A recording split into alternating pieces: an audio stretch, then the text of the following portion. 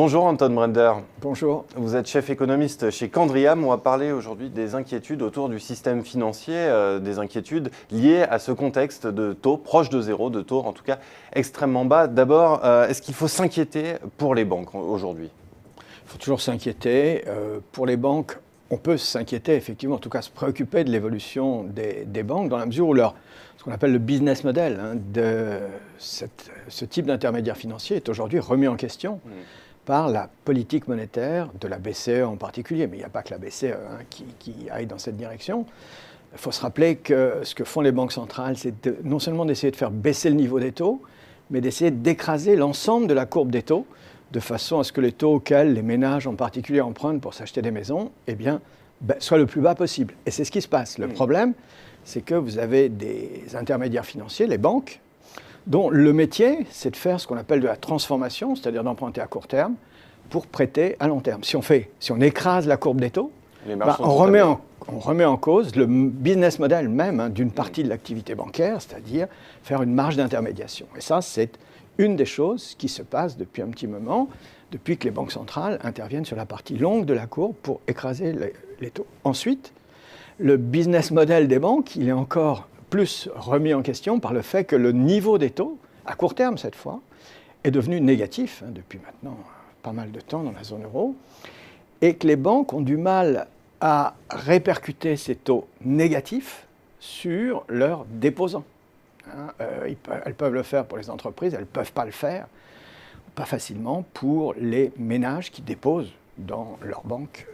Et ça, c'est un deuxième facteur de problème pour les banques. Non seulement il n'y a plus de marge de transformation, mais la marge entre le coût de leurs ressources et les prêts qu'elles font est en train de se réduire encore. En tout cas, il y a une pression qui se fait. Ceci étant, quand on regarde, on s'aperçoit que l'année dernière, en 2015, ce mécanisme était déjà à l'œuvre. Les marges d'intérêt des banques ont été encore relativement préservées. Oui, alors justement, comment l'expliquer ? On entend beaucoup parler de hausse de frais bancaires pour compenser. Ça suffit ? Non, ça ne suffit pas. Ça ne suffit pas. Enfin, on va voir jusqu'où ces frais vont monter, j'en sais strictement rien. Mais ce qui est sûr, c'est que jusqu'à présent, les taux des dépôts n'ont pas cessé de baisser, mais il faut bien voir que tous les dépôts ne sont pas des dépôts en compte courant, rémunérés à zéro. Il y a une partie des dépôts qui étaient à 3 mois, à 6 mois, à 1 an, à 2 ans, à 3 ans dans certains pays. Tous ces taux-là ont baissé pour se rapprocher de zéro. Mais ils ne sont pas passés en général en dessous de zéro.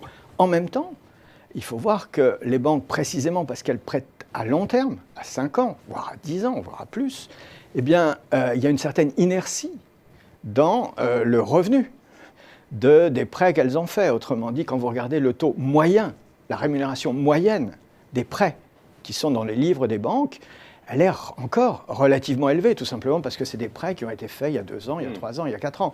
Et donc il faut un certain temps, il y a une certaine inertie dans le rendement des prêts bancaires. Donc tout ça fait que l'année dernière, on a eu encore en 2015 une marge d'intérêt des banques qui a été relativement préservée. Mais ça veut dire qu'il faut s'inquiéter pour les prochaines années ? Il faut sûrement s'inquiéter, oui, pour les prochaines années, parce que si on avait en permanence des taux en territoire négatif, un peu en dessous de zéro, voire simplement à zéro, et une courbe des taux complètement plate, ça devient très difficile pour les banques de dégager en permanence une marge bancaire. Ça, c'est quelque chose qui peut être inquiétant. Il faut espérer juste qu'on ne va pas être dans cette situation pendant trop longtemps. C'est ce qui explique aujourd'hui le fait que Janet Yellen aux États-Unis pousse autant pour la remontée des taux. Ça veut dire qu'il y a vraiment une situation inquiétante ? Je ne crois pas.